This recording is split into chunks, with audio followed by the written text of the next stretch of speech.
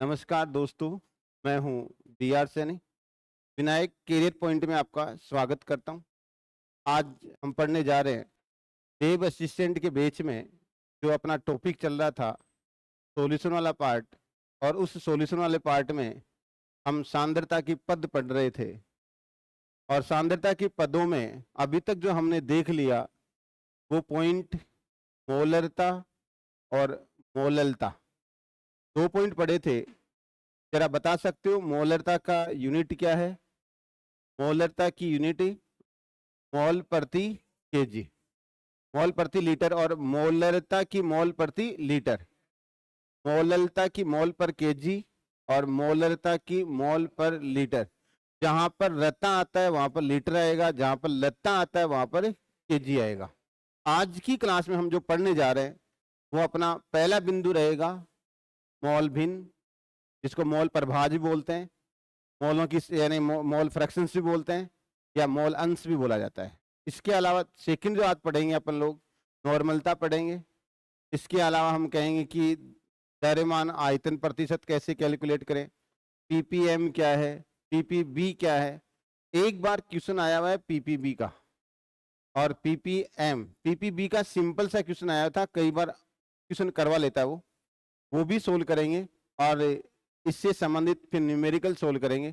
इस चैप्टर से अगर अपने जो लैब असिस्टेंट का बैच होगा या लैब असिस्टेंट का पेपर है उसमें अगर न्यूमेरिकल आते हैं तो न्यूमेरिकल केमिस्ट्री का पूछता है, या तो पूछेगा सॉल्यूशन में से, या फिर पूछ लेगा अपने पास एटॉमिक स्ट्रक्चर में से, रेडियस है, एनर्जी है, वेलोसिटी है, उनसे रिलेटेड क्वेश्चन कर सकता है। या फिर एक अपने सॉलिड स्टेट का नाम से एक यूनिट और है, उसमें भी अपने पास एक छोटा सा पॉइंट आता है, उसमें ज्यादा बड़ा नहीं, छोटा सा पॉइंट एक न्यूमेरिकल का पोर्शन वो करेंगे साथ में। लेकिन पहले आज पढ़ेंगे अपना जो बिंदु है वो पढ़ेंगे मोल अंश, इसी को बोलेंगे मोल भिन्न, मोल प्रभाज और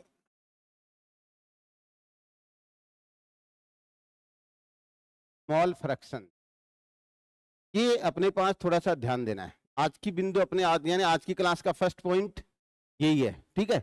अब देखो सबसे पहले हम बात करें, इसमें एक वर्ड सभी में आ रहा है मोल, एक वर्ड सभी में आ रहा है मोल। तो मोल कैलकुलेट करने का फॉर्मूला अपने को पता होना चाहिए। या तो क्वेश्चन में मोल दे दिया जाएगा या फिर आपको मोल ज्ञात करना आना चाहिए। ये जाने इससे पहले मैं आपको बता दूं इसको रिप्रेजेंट किसके द्वारा करते हैं, किसके द्वारा व्यक्त करते हैं, इसका मात्रक क्या होना चाहिए, क्या इस पर क्या ये ताप के द्वारा प्रभावित होगा, होगा तो कैसे होगा, नहीं होगा तो क्यों नहीं होगा। तीनों बातें अपने को बात करें। तो सबसे पहले इसको प्रदर्शित करने का तरीका वो है अक्स, कैपिटल अक्स, ये आपको लिखना है। और जिस भी यूनिट का या जिस भी जो भी पदार्थ है उसका मोल फ्रैक्शन निकालना है उसको यहाँ बेस में लिखा जाता है। जैसे H2 का निकालना तो यहाँ पर H2 लिख देंगे, एल्कोहल का निकालना तो एल्कोहल लिख देंगे, बेंजीन का निकालना बेंजीन लिख देंगे। अदरवाइज जो भी है, जिस भी मॉलिक्यूल का मोल फ्रैक्शन निकालना है वो इसके बेस में लिखा जाता है। दूसरी बात, इसका मात्रक, मात्रक में आपको याद रखना है मात्रक हीन राशि है, मात्रक हीन है, यानी इसका कोई मात्रक नहीं है। इसकी संख्या आगे कुछ नहीं लगा, ग्राम ग्रूम कुछ नहीं लगाते, मोल ग्राम कुछ नहीं लगा, सीधा सीधा उत्तर रहता है 0.2 0.5 जो भी आता है फिक्स आता है, एक से ज्यादा नहीं आएगा कभी भी, मैक्सिमम एक होता है, वो भी अपने को याद रखना है, ठीक है। अब बात आती है इसका फॉर्मूला क्या होगा। फॉर्मूले में आपको लिखना है मोल अंश या मोल भिन्न बराबर होता है, मोल अंश या मोल भिन्न बराबर होता है जिस घटक का मोल अंश निकाल रहे हो, जिस भी पदार्थ का मोल अंश निकाल रहे हो उसके मोलों की संख्या। हम लिखेंगे घटक के मोलों की संख्या, घटक के मोलों की संख्या बटा पूरा मिश्रण का मोल अंश क्या है, या मिश्रण के मोल कितने हैं। पूरे विलयन बोल दें, मिश्रण तो हम लिखें विलयन के या मिश्रण के विलयन के कुल मोलों की संख्या, मोलों की संख्या, ये इसका फॉर्मूला है। अब हम कहें इतना बड़ा याद थोड़ रहे हैं, अगर आप अपने को इसको मैथमेटिकल तरीके से शॉर्ट फॉर्म में लिखे तो कैसे लिखें? तो देखिए ध्यान देना, हम ये कहते हैं यदि एक विलयन है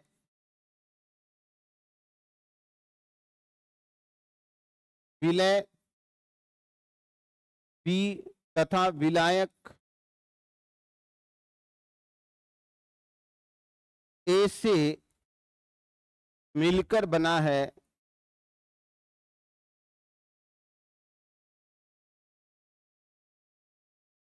में ए से मिलकर बना है, ए के मोल ए व बी के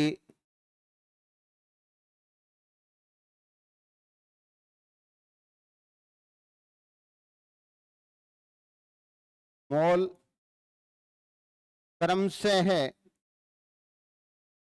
एन ए एन बी रहे तो। ये एक सेंटेंस अपने को याद रखना पड़ेगा थोड़ा सा हल्का सा, कि कोई भी एक मिश्रण है वो ए और बी से मिलकर बना है, ए और बी से मिलकर बना है। अगर ए के मोल एन ए है और बी के मोल एन बी है तो हमारे पास मोल फ्रैक्शन का क्या फॉर्मूला होगा, मोल फ्रैक्शन क्या होगा, इसके बारे में हम जिक्र करेंगे। देखो मोल फ्रैक्शन का फॉर्मूला निकाले हम, इसके लिए हमारे पास है मोल अंश, या ए के मोल अंश की बात कर लें पहले, ए के मोल अंश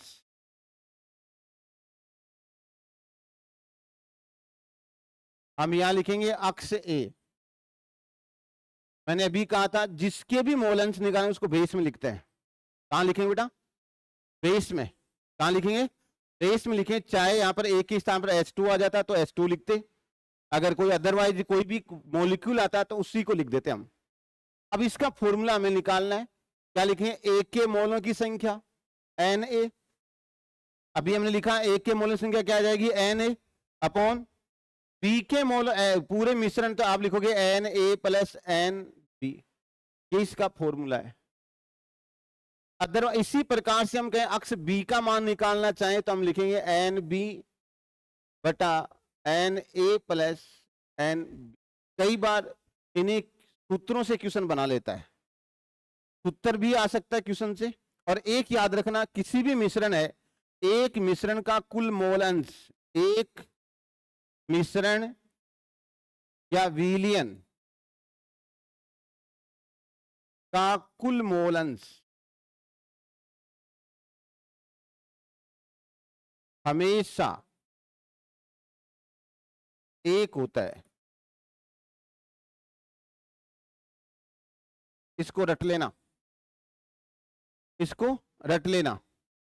कोई भी मिश्रण है या कोई भी विलयन है, उसके कुल मोल अंश, सारा घटक का मोल अंश को योग हमेशा क्या रहता है? एक रहता है। इसका मतलब ये कह सकते हैं अपन लोग अक्ष ए अक्ष बी बराबर एक, अक्ष ए प्लस अक्ष बी इक्वल टू एक।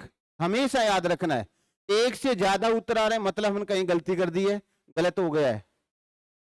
अगर एक से ज्यादा और तो गलत हो गया, कम है तो भी गलत है। योग तो का मान हमेशा एक रहेगा। जैसे मान लो पॉइंटों में आ जाए 9.9999, तब कोई दिक्कत नहीं है, एक के बराबर ही होते हैं, कोई खास बात ही नहीं है 0.99 करें तो। अब इसी प्रकार से अगर इसके आधार पर हमें अक्ष ए निकालना है, अक्ष बी का मान दे रखा है, तो ये सूत्र लगाएंगे अपन लोग, अक्ष ए बराबर 1 माइनस अक्ष बी, अक्ष ए बराबर 1 माइनस अक्ष बी। इसी प्रकार से अगर अक्ष बी निकालना है तो हम लिखें अक्ष बी बराबर 1 माइनस अक्ष ए, ये याद रखना है। अब हमें मोल अंश तो आ गया, मोल अंश से रिलेटेड क्या क्या टॉपिक अपने इस काम में आ सकते हैं वो भी जानेंगे, और साथ में हम कहेंगे कि कैसा क्वेश्चन कर लेगा अगला। पहले तो ताप का प्रभाव पड़ता है नहीं पड़ता, आप याद रख लेना, इस पर कोई ताप का प्रभाव नहीं पड़ता है। ताप का प्रभाव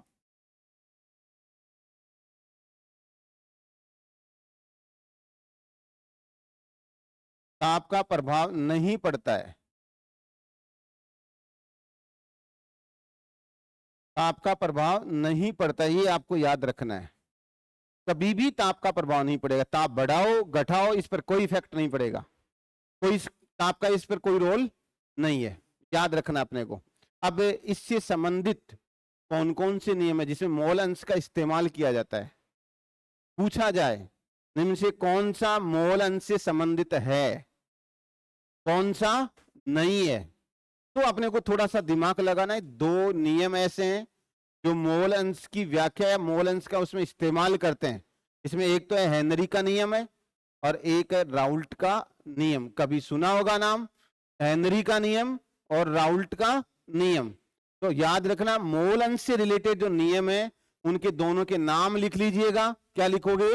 मोल अंश से संबंधित नियम पहला कौन सा पढ़ोगे आप? हेनरी नियम, हेनरी नियम इसमें आएंगे सारे सारे। दूसरा अपने पास आएगा, वो आएगा बेटा राउल्ट का नियम। और आपको बता दूं इससे तो क्वेश्चन आता ही आता है, राउल्ट के नियम से तो क्वेश्चन आता ही आता है।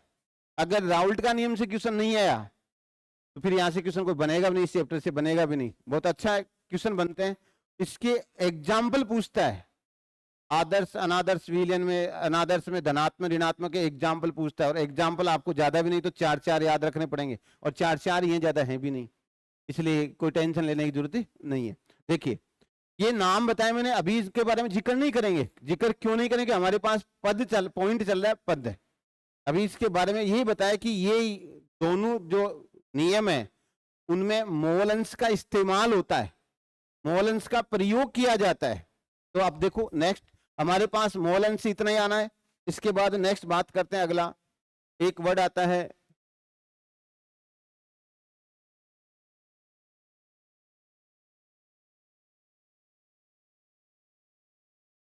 नॉर्मलिटी, नॉर्मलता। नॉर्मलता का जो क्वेश्चन आता है बहुत अच्छा आता है, मात्रक इंपोर्टेंट है इसका, साथ में रिप्रेजेंट तो आप रखो ना रखो, सीधा सा नॉर्मलता में एन से चालू होता है तो एन लिखा जाएगा, वो तो कोई दिक्कत नहीं है, लेकिन इसका मात्रक इंपोर्टेंट है। नॉर्मलता की बात करेंगे, सबसे पहले रिप्रेजेंट प्रदर्शित किसके द्वारा करेंगे? तो आप यहां लिखना कैपिटल एन, गलती से स्मॉल एम लिख दिया, स्मॉल एन लिख दिया गया तो नंबर ऑफ मोल आ जाएंगे, मोलों की संख्या आ जाएगी। इसलिए आपको लिखना क्या है? Capital N. मात्रक याद रखना है, मात्रक, मात्रक है ग्राम तुल्यांक प्रति लीटर, ग्राम तुल्यांक प्रति लीटर इसका मात्रक है।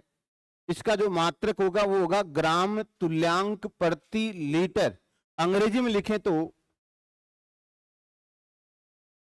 ग्राम इक्विवेलेंट प्रति लीटर।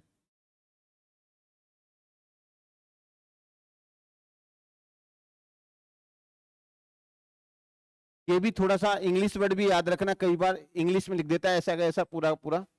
अब लीटर को कई बार क्या करता है, लीटर नहीं देता, यहाँ पर डेसीमीटर क्यूब दे देता है, सेंटीमीटर क्यूब दे देता है। लंबाई गुणा चौड़ाई गुणा ऊंचाई, आयतन। और लीटर भी क्या है? आयतन का ही है, जो लिक्विड है वो भी उसका भी क्या आता है? आयतन का यूनिट है। तो कई बार लीटर के स्थान पर सेंटीमीटर क्यूब दे देता है, इसका मतलब भी आप लीटर ही समझें। क्लियर बात? ये थोड़ा सा स्पेशली याद रखना, कंफ्यूज करने के लिए कोई ना कोई इस्तेमाल कर सकता है, ठीक है? याद रहे कई बार लीटर के स्थान पर सेंटीमीटर क्यूब देने की वजह, क्योंकि लीटर एक वॉल्यूम को रिप्रेजेंट करता है, और वॉल्यूम यानी आयतन है, आयतन का फॉर्मूला होता है लंबाई गुणा चौड़ाई गुणा ऊंचाई, 3 बार एल, लंबाई 3 बार आ गई, ठीक है ना? तो आपको सेंटीमीटर क्यूब के द्वारा रिप्रेजेंट कर सकते हैं। मीटर क्यूब लिख सकते हैं एमकेएस पद्धति में, टीजीएस पद्धति में सेंटीमीटर क्यूब लिख सकते हैं। ये थोड़ा सा स्पेशली याद रख लेना है, ठीक है? अब जरा इसका फॉर्मूले की बात करते हैं, फिर हम क्या करेंगे, मोलरता और नॉर्मलता के बीच में रिलेशन भी निकालेंगे, और मोललता और मोललता के बीच में, दोनों उनके बीच में रिलेशन निकालेंगे। कई बार क्वेश्चन रिलेशन का आता है, नॉर्मलता दे देता है, मोलरता पूछता है, मोलरता दे देता है, नॉर्मलता पूछता है, दोनों में से कोई एक ही पूछ लेता है। ठीक है, अब देखो ध्यान दे इसके बारे में। अपने पास नॉर्मलता का जो सूत्र होगा वो याद रखना है। नॉर्मलता बराबर विलय के ग्राम तुल्यांक की संख्या, विलय के ग्राम तुल्यांक की संख्या बटा विलयन का आयतन। तो हम क्या लिखेंगे, विलय के ग्राम तुल्यांक की संख्या, विलय के ग्राम तुल्यांक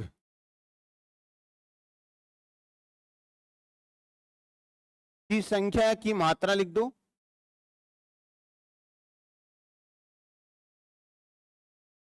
बटा विलयन का आयतन।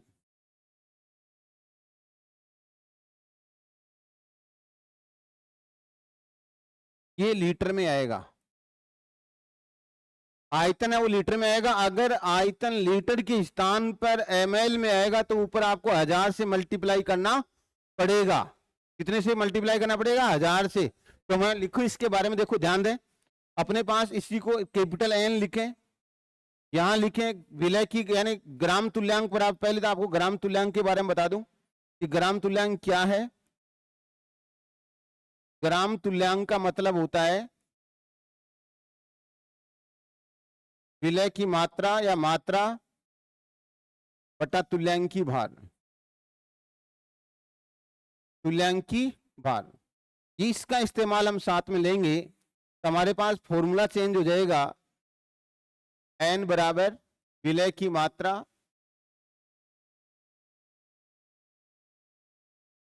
गुणा 1000, पहले लिख देता हूं क्योंकि हमें आयतन किस में लेना है, ml में लेना है। तुल्यांकी भार गुणा विलयन का आयतन,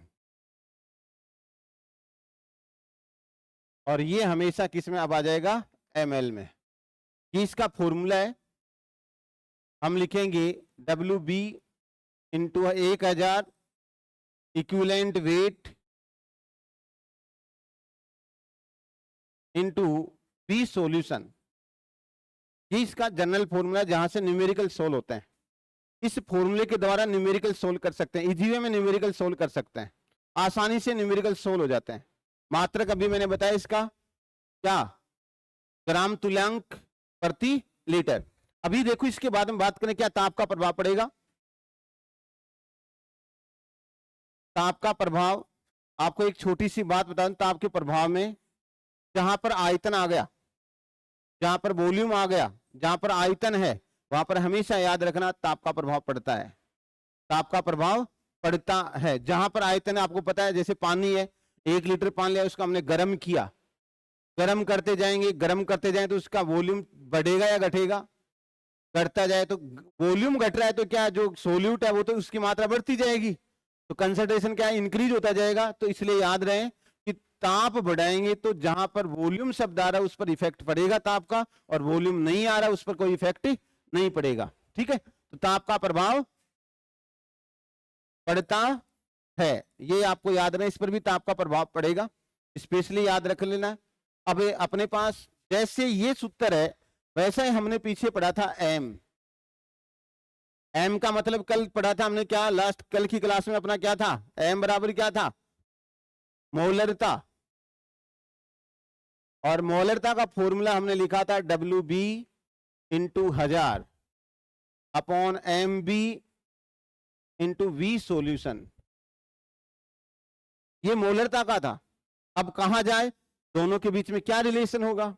अरे कई बार क्या करते हैं बेटा, ये कहते हैं 0.3 M H2SO4 की नॉर्मलता बताओ कितनी होगी, ऐसे क्वेश्चन कर लेता है, एम में देता है, एन में पूछ लेता है, एन में देता है, एम में पूछ लेता है। इसलिए बता रहा हूं आपको क्या करना है, दोनों के बीच में रिलेशन हमेशा याद रखना। और ट्रिक बताऊं आपको कैसे याद रखनी है, लेकिन एक बार आपको तरीका बता दूं कैसे। दोनों को रख लो, एम बटा एन, एम की वैल्यू पहले रखो,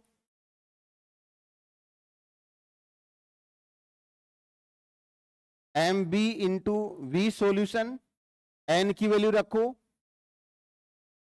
1000, यहां लिखो equivalent weight into V solution. अब जो सेम चीज उसको कैंसिल आउट कर दो, मैच करें कैंसिल, WB से WB 1000 से 1000 कैंसिल आउट, वी सॉल्यूशन से वी सॉल्यूशन बच गया क्या, m upon n equal to क्या लिखेंगे, equivalent weight upon W M B, M B का मतलब मोलर मास, इसको हम लिख सकते हैं मोलर मास, और मोलर मास को हिंदी में अणुभार बोला जाता है। मोलर मास को हिंदी में क्या बोलेंगे, अणुभार बोला जाता है, ठीक है ना। तो अपने पास ये सिंपल सा है। अब जरा इससे रिलेटेड क्वेश्चन कैसा करेगा, हमारे पास तो ये रेशियो आया दोनों का, अब एक को इधर ले जाओ, मल्टीप्लाई में आ जाएगा। अगर m का मान है तो n किस में चल जाएगा, मल्टीप्लाई में। अगर n का मान निकालना है तो ये इधर ले आएंगे तो क्या आ जाएगा, ये पूरा मल्टीप्लाई में या डिवाइडेशन में आ जाएगा। तो देखो ध्यान देना, अपने पास बात करेंगे दोनों के बीच में जो रिलेशन आया, m बटा n equivalent weight upon molar mass. हमें m निकालना है, क्या लिखेंगे, equivalent weight upon molar mass into n। अब देखो एक सिंपल सा ध्यान देना बेटा, क्या, n नॉर्मलता, और नॉर्मलता में क्या आता है काम में, तुल्यंकी भार आता है, इक्विवेलेंट वेट आता है। तो जो ज्ञात कर रहे हो, जो ज्ञात करे उससे संबंधित उसका भाग लगाना। जैसे मोलरता में आता है अणुभार, अणुभार का भाग लगा देंगे अगर मोलरता ज्ञात करना है तो, अगर नॉर्मलता ज्ञात करना है तो तुल्यंकी भार का भाग लगा लेंगे। देखो कैसे, मोलरता या तो इक्विवेलेंट वेट को नॉर्मलता से गुणा कर लेना, फिर उसका अणुभार का भाग लगा देना। और अगर हमें n निकालना है, n निकालना है तो क्या बोलेंगे, n के लिए हम इधर ले जाओ पूरे को, क्या लिखेंगे, m into molar mass upon equivalent weight. अब यहां पर क्या लिखिए, m मोलरता है, मोलरता को उसके मोलर मास से क्या करना पड़ेगा, मल्टीप्लाई करना पड़ेगा, फिर आपको इक्विवेलेंट वेट से क्या करना पड़ेगा, डिवाइड करना पड़ेगा। इक्विवेलेंट वेट डिवाइड करें तो अपने पास क्या आ जाएगा, उत्तर आ जाएगा। इसका सिंपल सा है, कोई ज्यादा बड़ा है ही नहीं इसका मामला। इससे इन दोनों फॉर्मूले से न्यूमेरिकल का इंपोर्टेंट रोल निभाते हैं, दोनों फॉर्मूले हैं सबसे इंपोर्टेंट रोल निभाते हैं न्यूमेरिकल के मामले में, याद रहे। इसलिए क्वेश्चन बहुत अच्छा आता है यहाँ से। कई दफे तो सीधा पूछना, मोलरता दे देता है, नॉर्मलता पूछ लेता है, नॉर्मलता दे देता है, मोलरता पूछता है। ये क्वेश्चन आपको फिक्स याद रखना है, यहां से क्वेश्चन आना ही है, ठीक है। बाकी की यूनिट हम अगली क्लास में करेंगे, ठीक है। Thank you, okay.